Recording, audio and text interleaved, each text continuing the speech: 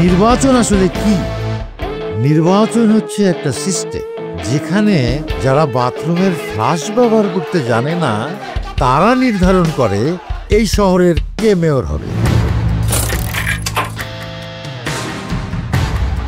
বাথরুমে লজা। অবরুদ্ধ শহরে বুদ্ধিজীবিতা কোনো সহজ কাজ নয়। সামনের ইলেকশনে আপনার বড় অপোনেন্ট কিন্তু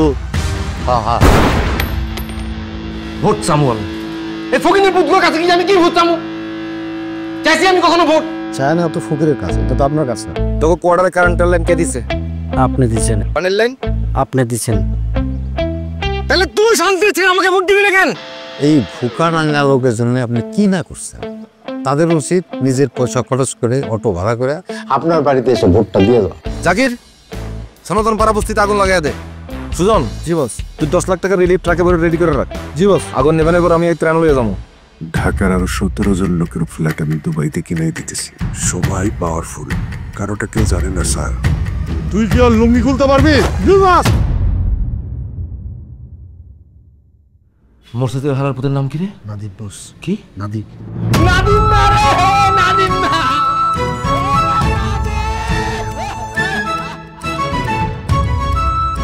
এরকম পরিস্থিতিতে একটা অরাজনৈতিক নেতৃত্ব দরকার। আমি পালাই না লোক, আমি পালামু। স্যার, আপনার নাকি রাশিয়ার প্রেসিডেন্ট পুতিনের মতো একটা ডামি আছে। আপনি স্যার সব জায়গায় যান না, ডামিরে পাঠান যাতে কেউ আপনাকে মেরে ফেলতে না পারে।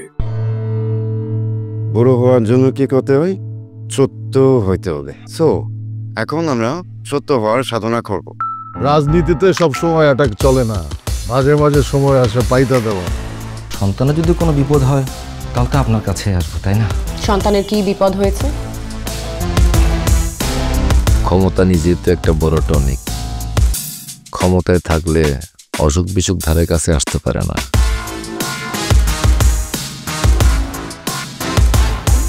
আমার ছোট ভাইটাকে যে গুম করে রেখেছেন, আমার সে মাটি কি আদৌ বেঁচে আছে